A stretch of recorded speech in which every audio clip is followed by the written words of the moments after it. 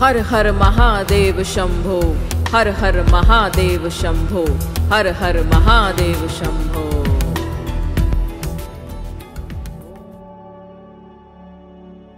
Good morning everyone, Namaste, Har Har Mahadev, and welcome to this podcast.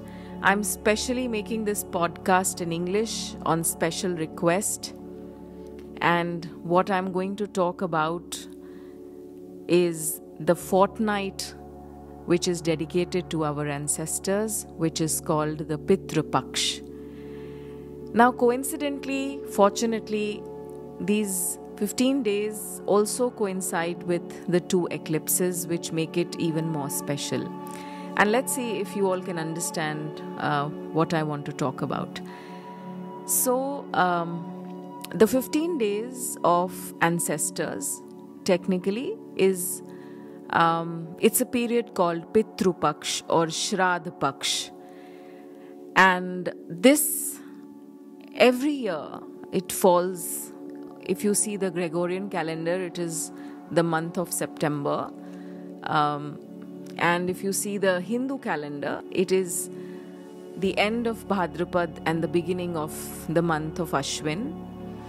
And these 15 days in every year is only and only dedicated to our ancestors. Now the problem is that we have never given importance to our ancestors. And now with the kind of world that we live in, it's strange that I see that we don't even remember the names, and nobody's even told us the names of our maybe great-grandfathers. And I can tell you that there would be so many listeners here who don't know the name of their great-grandparents.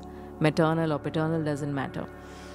So which actually means that there is the energy of these times somewhere is disconnecting us karmically from where we belong. And that is also responsible for a lot of issues that we face in our life. Example, if you go to an astrologer and if you've got your charts read by me, you've seen that if sometimes I just tell you that you have a Pitru dosh in your chart, and now mostly, like, if I read 10 charts, so out of those 10 charts, 8 charts have this dosh. So clearly something doesn't seem right. And if I talk of it from the planetary perspective, then your sun and moon, which are the two luminaries, they are either with Rahu or Ketu, which cause this dosha in your chart. So if I see a sun and a Rahu or a sun and a Ketu, and if I see a moon and a Rahu and a moon and a Ketu, it really means that there is some sort of an ancestral issue in your life. You can never chop off the branch and say that you're not connected to your ancestors or you don't want to belong to this family anymore. Nowadays I've seen that sometimes kids are not connected, or they don't want to visit, or they don't want to be called by the family name. They feel some sort of hesitation or shame in being called from that family for so many reasons. But you can psychologically satisfy yourself by saying all these things, but the reality is that you can never, never, never let go of your ancestral energy. And the more you ignore that, the more karmically you get trapped in this cycle. So, having said that, and when I read charts, if your sun in Rahu and sun in Ketu and moon in Rahu and moon in Ketu has an aspect of Saturn also, when the Saturn and sun are together, or Saturn and Rahu are together, then it becomes a little more complicated. Then there's a red flag that I usually put, and then I try to explain it in a normal language that a layman can understand. But the reality is that when we open such charts, because your horoscope is actually the reading of your past life, and when I see this, it's very clear that there is some sort of an ancestral block.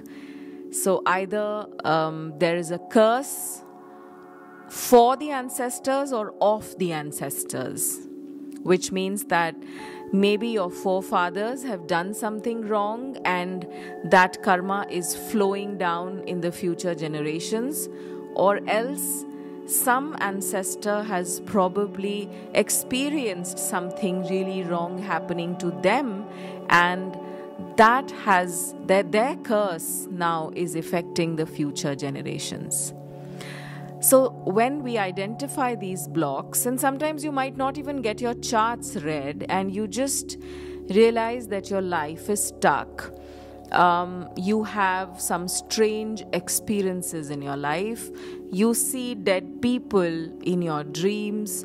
And often these people are crying, or they're asking you for something, or you see yourself dead sometimes in dreams, and any sort of unnatural experiences that you have, or suddenly people are falling sick, or generation after generation there are broken marriages, or generation after generation there is sickness, and you don't know where it is coming from. And whenever you just sit and think, you're like, how the hell is this happening? And you're doing everything that you should be doing, but still there is something which just seems missing. This is called an ancestral curse.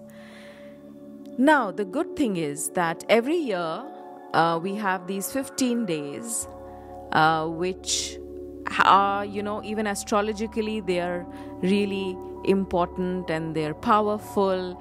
And even the ancient scriptures, the Sanatan Dharma, has spoken about these 15 days with a lot of reverence and respect.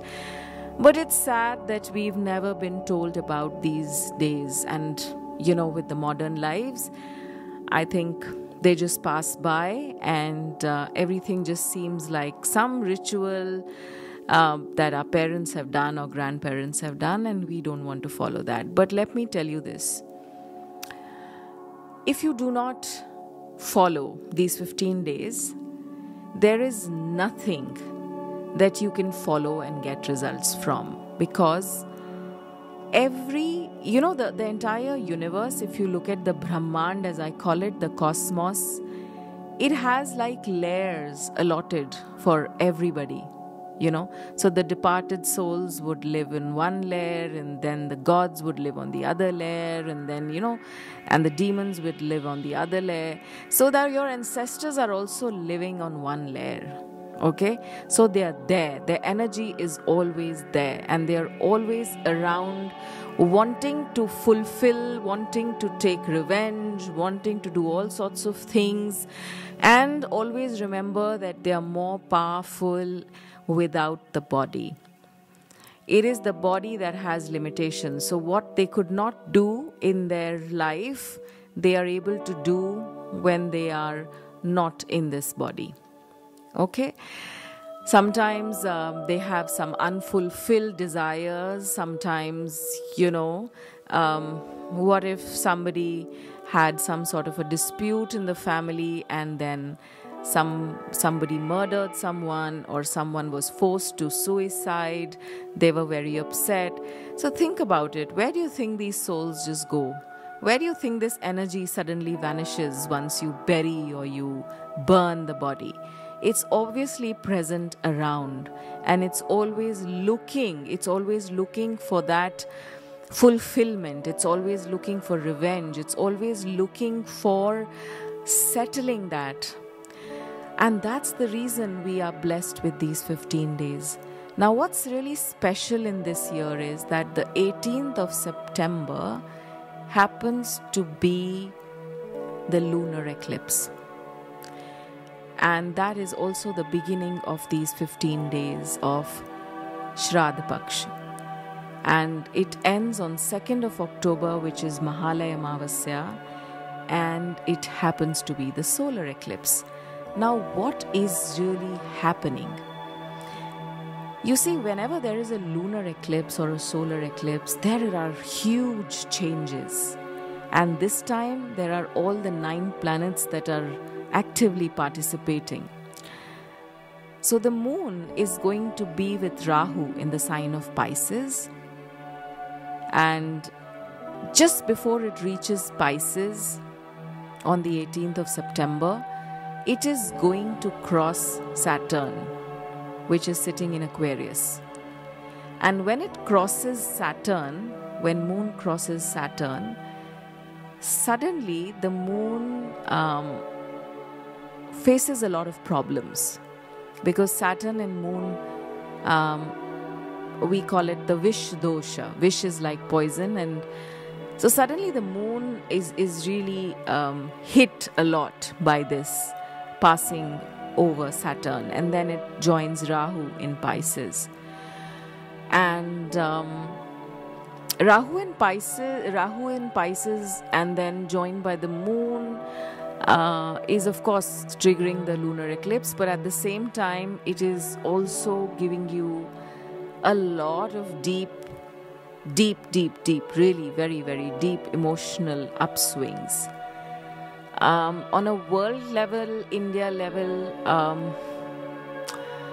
I do see, because it's also a very spiritual sign, so I do see that for spiritual people it's going to be very good, no doubt about it, because they are going to get deeper into it. I call it the tantric eclipse actually this time, because it's going to trigger a lot of deep energy inside. But for a normal person, it can just mean a lot of emotional swings. It can mean overthinking. It can just mean that it triggers your past karmas.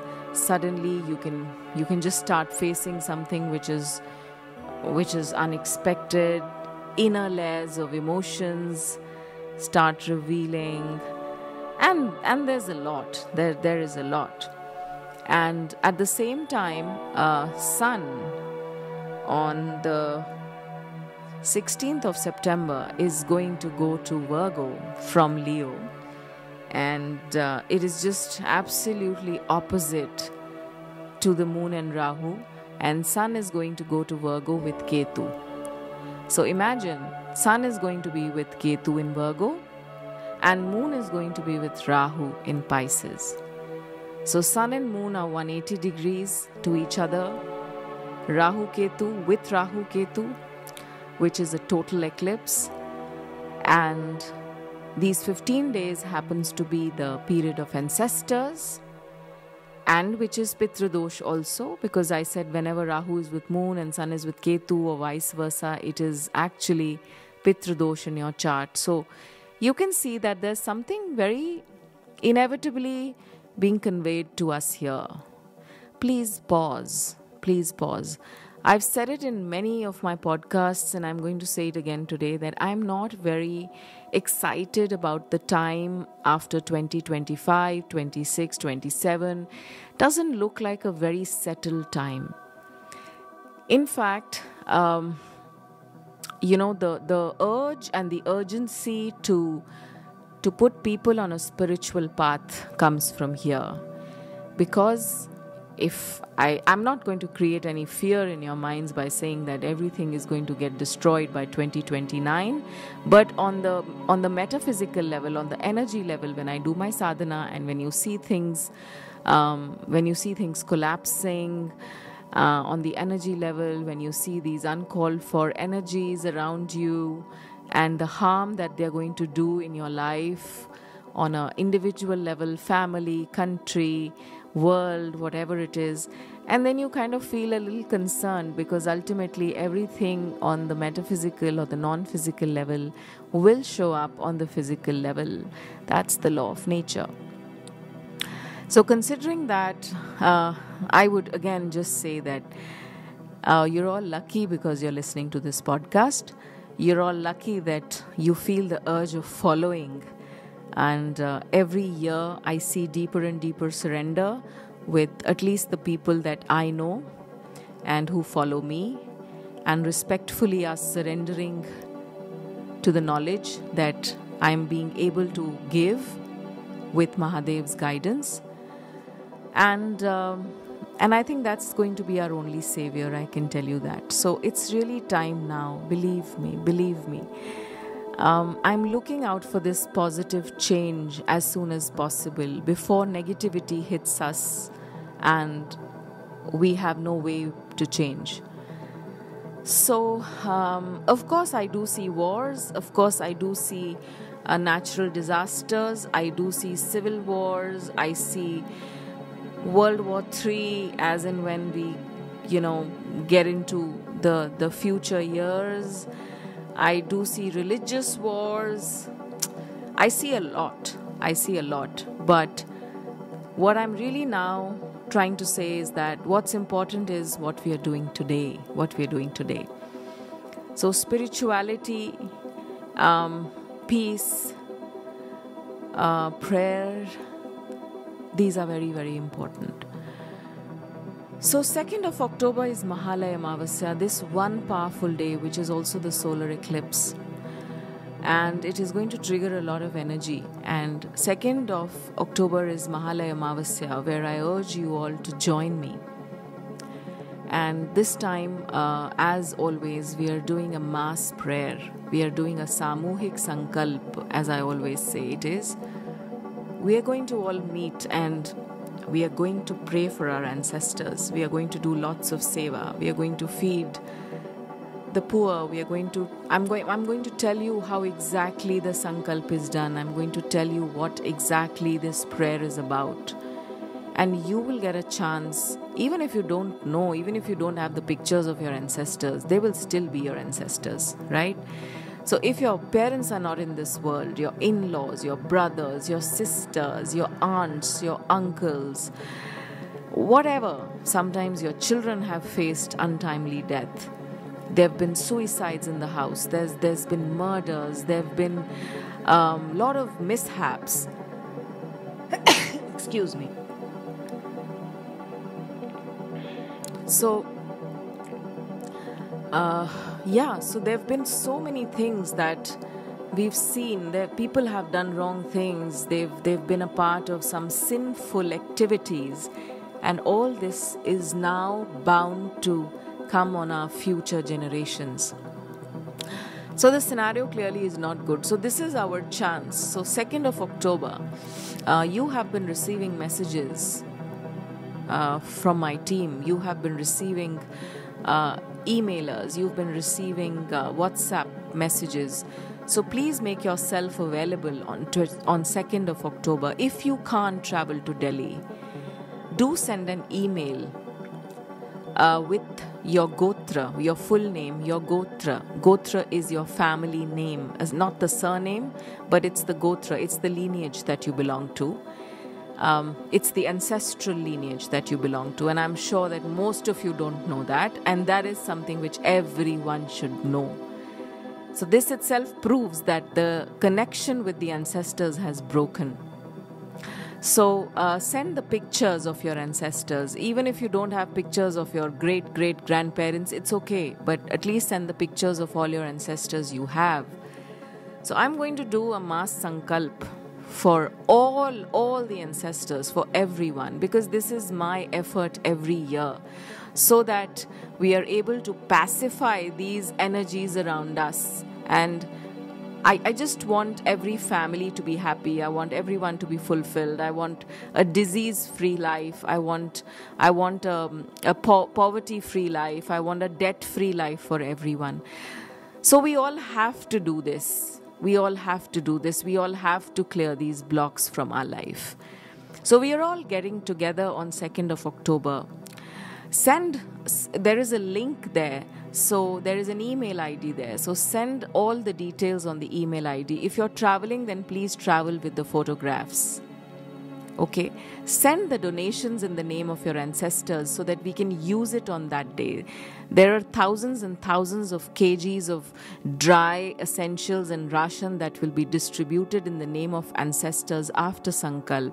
We are going to feed thousands and thousands of people with good, healthy food, and you all can be a part of that, witnessing it. So if you can't come, then do it on email. There is a link to send us your donations.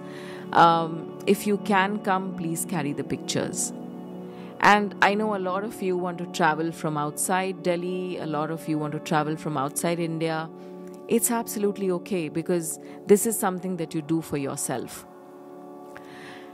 Also, because it is the eclipse time coming, please be easy. Anyways, during the Pitra Paksh, Shraddh Paksh, we don't really do things for ourselves. Everything is dedicated for the ancestors. But I will still say that be cautious, because eclipses are a time for huge changes. It can trigger a lot in a very unknown way. So be calm, be relaxed. Venus is also going to Libra, which is its own sign. This can be a great news for people who have been following the path of spirituality. So for all the people who have been following the path, and for all the people who are now on the path of dharma, with Venus going into the sign of Libra, they will see a rise in their income. They are going to see lots of money flowing in, lots of opportunities.